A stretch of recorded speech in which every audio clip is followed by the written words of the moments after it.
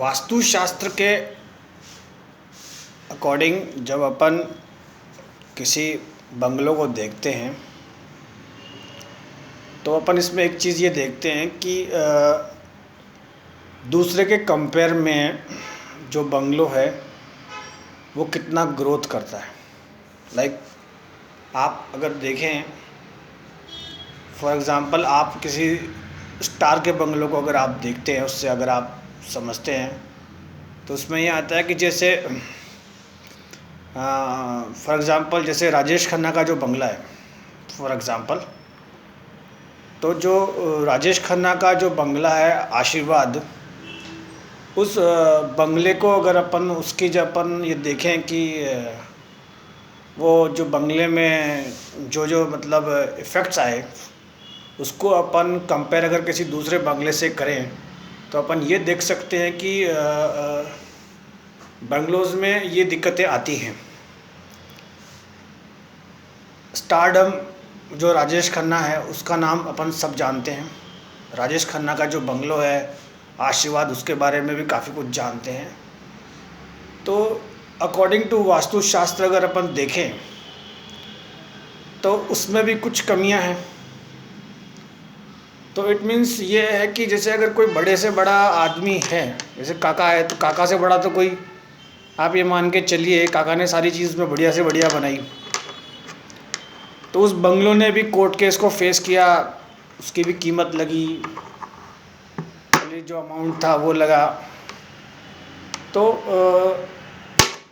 ये चीज़ें एक एवरेज है, होती हैं। सेल होने की बात हो गई, लास्ट में तो ये मालूम चला कि जब राजेश खन्ना बीमार थे तो बंगलों की जो मेंटेनेंस है वो भी नहीं निकल पाई, और जब उसको सेल करने की बात आई तब उसमें यह है कि उसकी कीमत बहुत कम लगाई गई, जिसमें वो उसको सेल करना नहीं चाहते थे। लास्ट जो टाइम था वो राजेश खन्ना ने अपने उस बंगलों में बिताया। तो एटलीस्ट माइंड से ये दिक्कतें इसमें आती है। मतलब इतना बढ़िया बनाने के बाद भी जैसे बीमारी आई, प्लस उसमें, तो ये एक साधारण सी बात है। तो अगर अपन इसमें दूसरे के किसी बंगलों को कंपेयर करते हैं, जो छोटे बंगलोज़ हैं या मान लीजिए बहुत ही मतलब मीडियम क्लास बंगलोज़ हैं, तो उन बंगलोज़ को ये समझना चाहिए कि ये सब चीज़ें तो ये ट्रुथ है, ये सच्चाई है। दूसरी चीज़ इसमें देखिए कि जैसे अपन जो स्पिरिचुअल लोग होते हैं, लाइक जैसे ये साधु संत महात्मा होते हैं, ये अपने कभी ऐसे बंगलोज़ वगैरह बनाते नहीं हैं। ये कोई चीज़ बनाते हैं तो दूसरे के लिए बनाते हैं।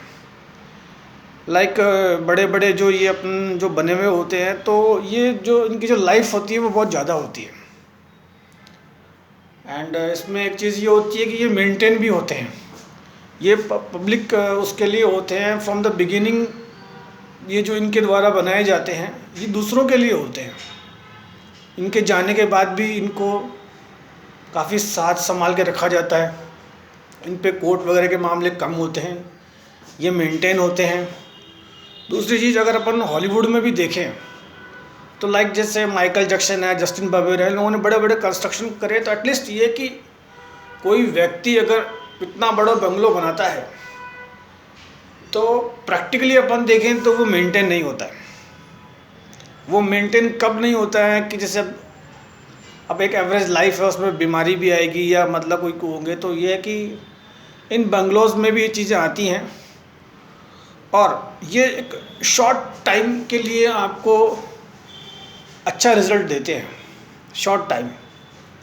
तो कोई भी कंस्ट्रक्शन है वो ऐसी बनती है, इंडिविजुअल जिस पे होता है तो उस पर जो ये संकट है वो आ ही जाता है। तो बेसिकली इससे अपन ये चीज़ देखें कि कोई भी अगर अपन स्ट्रक्चर ऐसा बनाएं तो बेसिकली वो दूसरे के लिए फ्रूटफुल हो। अब लाइक जैसे राजेश खन्ना है तो वो तो कोशिश करते रहे कि मेरा जो बंगलो है वो म्यूज़ियम में तब्दील हो, तो भाई चाह के भी कोई नहीं बन पाता है। तो उसमें यही है कि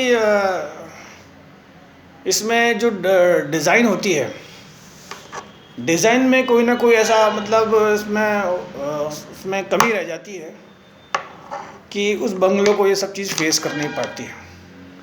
लाइक स्ट्रक्चर्स हैं वो उसमें तब्दील होते हैं, लाइक लाइब्रेरी है उसमें निकल जाते हैं। तो अकॉर्डिंग टू वास्तुशास्त्र अगर अपन छोटे बंगलोज़ को देखें in compare to Rajesh Khanna, तो अपन ये देख सकते हैं कि ये दिक्कतें जो हैं ये नॉर्मली आती हैं। मतलब इसमें इतना वो नहीं है कि जैसे किसी बंगलो पे मान लीजिए कोई छोटी चीज़ आती है, अब उसमें अगर वो सोचे कि भाई ये आ गया, ये तो हमारे साथ नहीं। जब राजेश खन्ना जैसे व्यक्ति के साथ जो उसका बंगलो आशीर्वाद, जब उस पर दिक्कत आती है, तो एवरेज जो छोटे बंगलोज़ हैं उन पे तो इंडिविजुअल को ही सोच के तैयार रहना चाहिए कि ये सब समस्याएं आती हैं।